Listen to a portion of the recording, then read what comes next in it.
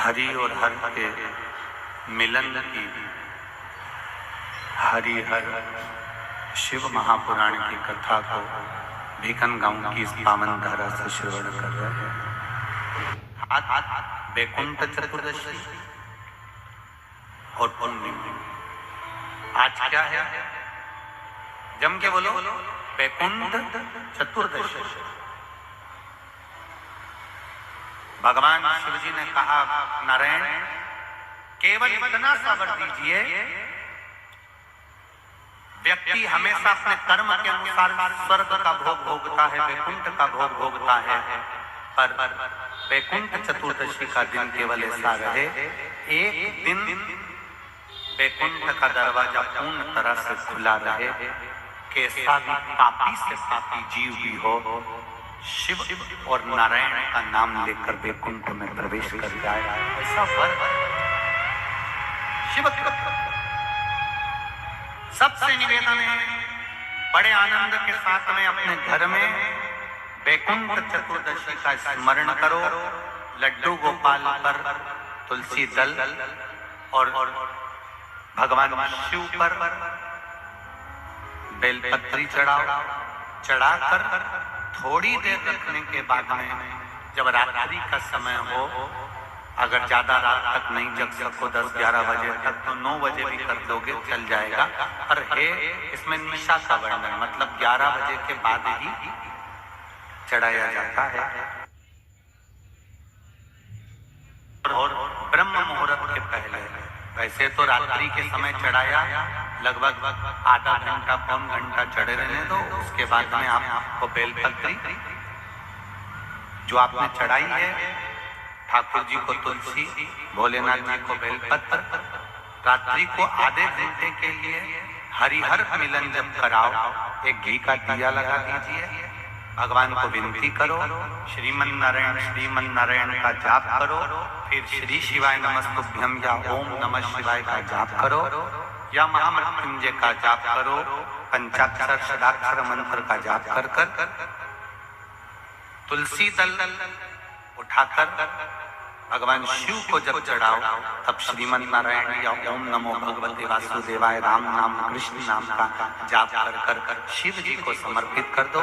शिव जी की बेलपत्र उठाकर श्री शिवाय नमस्तुभ्यम बोलकर या पंचाक्षर मंत्र, ओम नमः शिवाय षडाक्षर मंत्र, ओम नमः शिवाय बोलकर उस बेलपत्र को भगवान लड्डू गोपाल पर या शालिग्राम भगवान पर या भगवान विष्णु पर, जो भी आपके यहाँ, अगर किसी के यहाँ पर मूर्ति नहीं है तो चित्रपट पर भगवान विष्णु का चित्र हो, फोटो हो, कृष्ण का फोटो हो, राम का फोटो हो, शिव का फोटो हो।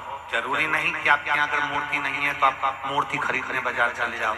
चित्र है, उस चित्र पर भी दिल से समर्पित कर उस बेलपत्री और शहद, बेलपत्री और तुलसी दल को रखिए। अगर साल भर वैसे ही रखना है किसी कार्य के लिए तो वैसे रखो, और अगर बच्चों के लिए तैयार कर रहे हो तो उसको शहद में डालकर रखकर बच्चों को अवश्य उसको चढ़ा। विद्वत्ता के लिए, बुद्धि की, आनंद की, ऐसी सुंदर हरिहर मिलन है। इस कथा से हमको 3 चीजें लेनी है। पहला,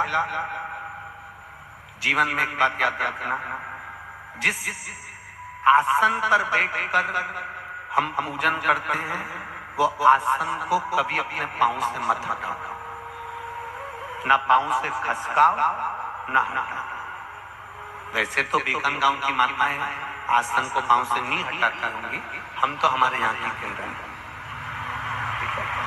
जिस आसन पर बैठकर हम पूजन करें, पाठ करें, मंदिर में अर्चना करें, या हम पूजन पाठ में लगे रहें, कई माताओं की आदत रहती है आसन अगर इधर उधर बिछा रहता है, वो पति के साथ में आसन पर जब बैठने वाली रहती है तो हाथ से सीधा करने की जगह पांव से थोड़ा खसका लेती है। पांव से अगर उसने खसकाया रखा तो पति के साथ बैठकर भले वो पूजन करती है, मना नहीं, पर जिस पूजन को वो कर रही होती है उसका पुण्य पति के भी खाते में नहीं जाता और पत्नी के खाते में भी नहीं जाता। इसका स्मरण, ये अंधकासुर की कथा से हमको लेना है। दूसरा,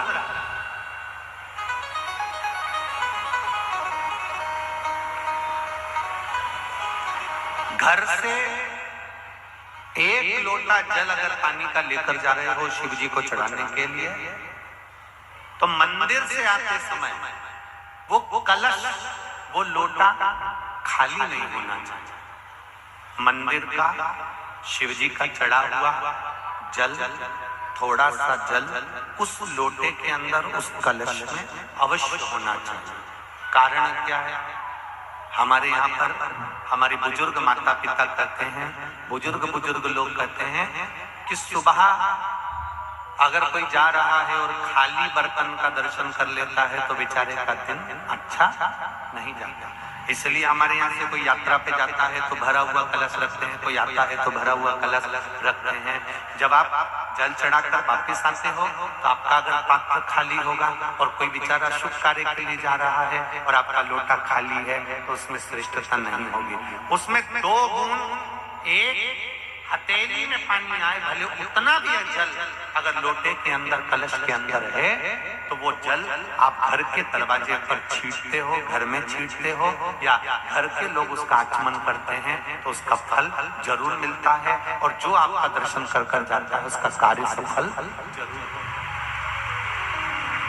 आप जब लोटा लेकर आ रही होगी मंदिर से और आपका किसी ने मुख देख लिया, कोई भाई लोटा लेकर आ रहा है, उस भाई का मुख किसी ने देख लिया, किसी बच्चे का मुख देख लिया और वो अपने काम के लिए गया और उसका काम हो जाएगा, तो वो बार बार सोचेगा कि वो बच्चे का मुंह देखा था, वो भाई का मुंह देखा था, वो दीदी का मुंह देखा था तो मेरा काम हो। अर्थात खाली पात्र नहीं लेना। ये दूसरे नंबर।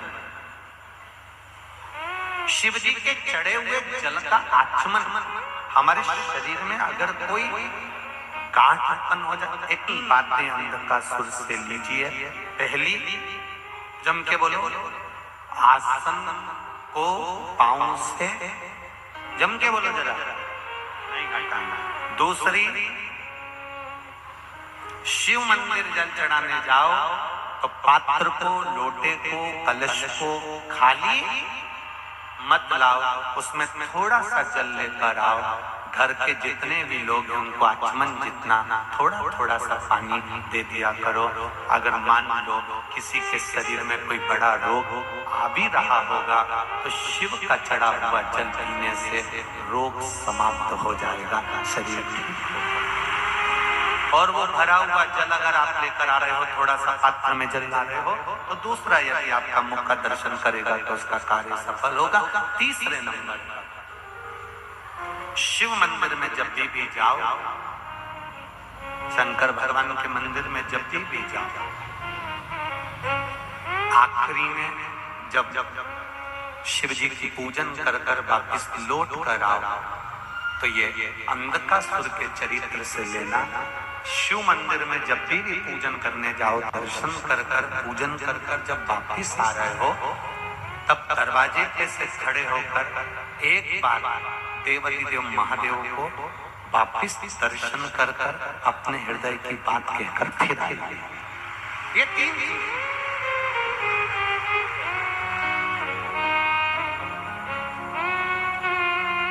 उसको निहार कर, उसका दर्शन कर कर, उसको प्रेम से बोल कर,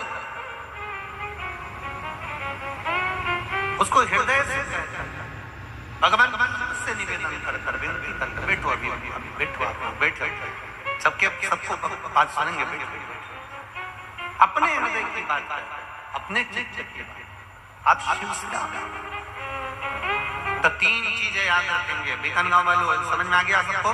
पहला, आसन में लाज से नहीं सरकाना, ना उठाना। दूसरे नंबर पर खाली पात्र शिव जी को जल चढ़ाना। और बहुत ध्यान देना, मंदिर का लोटा लेकर, मंदिर का पानी लेकर शिव को चढ़ाने से ज्यादा जरूरी है अपने घर का पानी लेकर जाओ। कारण उससे 3 दोष समाप्त होते हैं। पहला पितृदोष,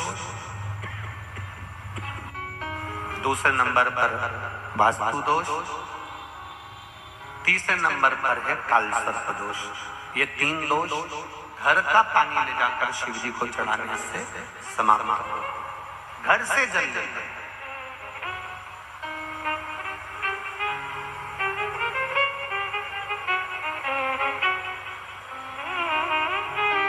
तीसरे नंबर पर है भगवान शंकर के मंदिर से जब वापिस आओ पूजन वगैरह कर दिया, अच्छे से भगवान शंकर का श्रृंगार कर दिया, भगवान शिव को स्नान आदि पूजन आदि सब कराकर जब वापिस आ रहे हो तो एक बार उसको झांक कर दर्शन कर पलट कर उसको देख कर उससे निवेदन कर वापिस फिर आ जाए।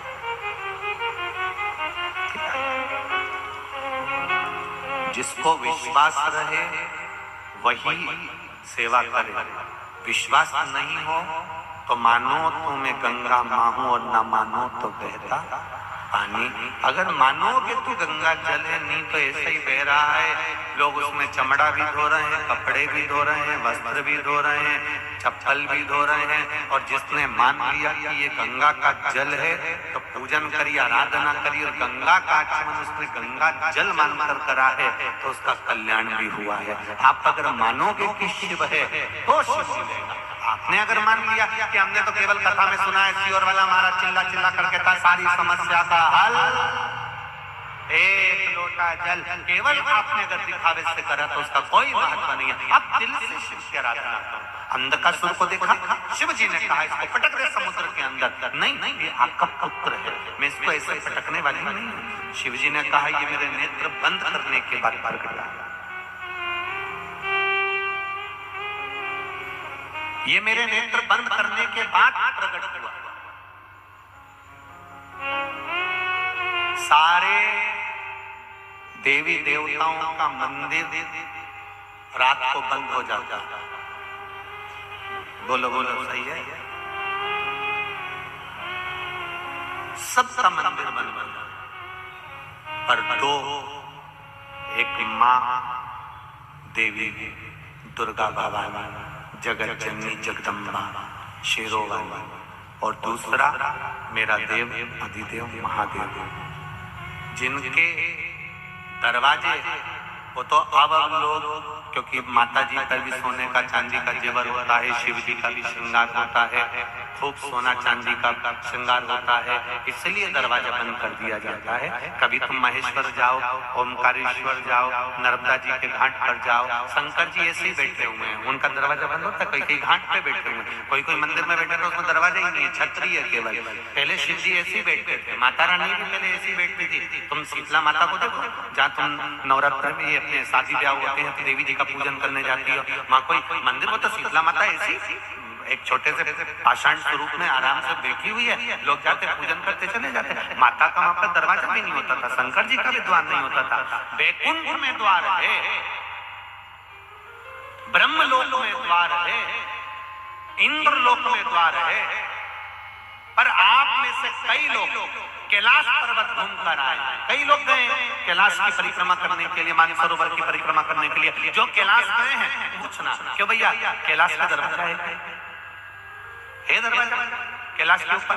नहीं, कैलाश पर्वत खुला पड़ा है। शंकर भगवान इंद्र के देवता के यहाँ दरवाजा मिलेगा, इंद्र लोक में, ब्रह्म लोक में, वैकुंठ लोक में, गौलोक धाम में, सब दो दरवाजा मिलेगा। पर दरवाजा नहीं मिलेगा तो मेरे देवाधिदेव महादेव के यहाँ नहीं मिलेगा, वो जागता है।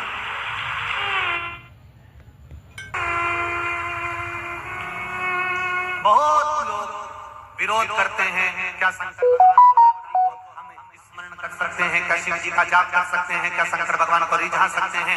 हमारे यहाँ तो शंकर भगवान की शिवरात्रि होती है, शिव डे नहीं, शिव दिन नहीं, शिवरात्रि। आप रात भर शिव की भक्ति करो,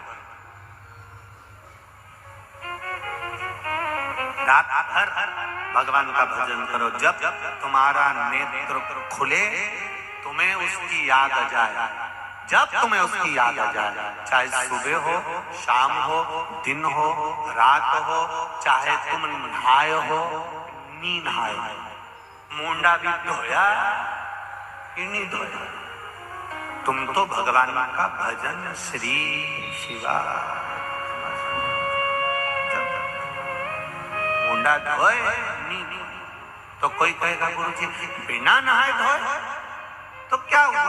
शिव महापुराण की कथा एक बात बहुत ध्यान से सुनना। मान लो तुम कह रहे हो कि बिगर नहाए हम अगर भजन करेंगे, भगवान का जप करेंगे तो भगवान स्वीकार करेगा। अगर मान लो बिना नहाए मर गए तो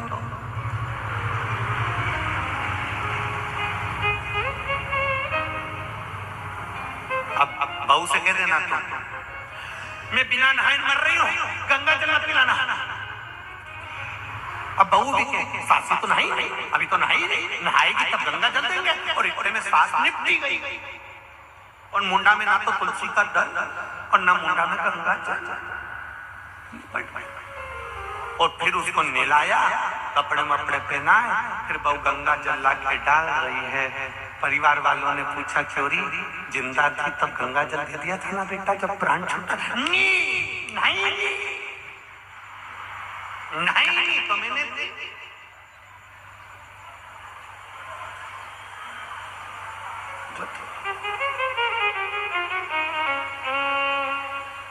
वो नहीं इसलिए मैंने गंगा जल दे दिया। अब प्राण छूटने का कोई समय नहीं है, मृत्यु का कोई समय किसी को नहीं मालूम कि कब मरोगे, कब तुम्हारे प्राण छूटेंगे। इसलिए शिव पुराण कहती है पल पल हर क्षण हर घड़ी 21,600 श्वास जो शरीर से निकल रही है, प्रत्येक श्वास में जब तुम्हें समय मिल जाए, जब तुम्हारा मन कर जाए, जब तुम्हारा दिल कर जाए, तब 5 मिनट उसको भज लो। श्री शिवाय नमस्तुभ्यं स्मरण कर लो, राम कह लो, कृष्ण कह लो, शिव बोल लो, ओम नमः शिवाय कर लो। तुम्हारा मन पड़े वो भजो, इंतजार मत करना कि मैं नहाऊंगी तब भजूंगी। और नहाने से पहले निपट गई। इसलिए हमें इंतजार नहीं करना। यहाँ तो शास्त्र कहता काल करे सो, आज करे सो, कल में प्रलय हो जाएगा, शिव भजेगा, समय निकल जाएगा फिर कब। इसलिए कोई समय खेती पर जा रहे हो, पानी देने जा रहे हो, जमीन में फसल अच्छी नहीं आ रही है, बहुत घाटा लग रहा है, कर्जा बढ़ रहा है, कुछ नहीं करना। हमें शंकर भगवान का जाप करते करते पानी भी दो तो श्री शिवाय नमस्तुभ्यं, खेती भी करो तो श्री शिवाय नमस्तुभ्यं, ट्रैक्टर भी चलाओ और बीज भी बो तो ट्रैक्टर में भी काना लगा दो तो बीज में भी श्री शिवाय नमस्तुभ्यं, सिलाई मशीन चलाओ तो श्री शिवाय नमस्तुभ्यं। तुम जपते रहो, भजन करते रहो, स्मरण करो करो।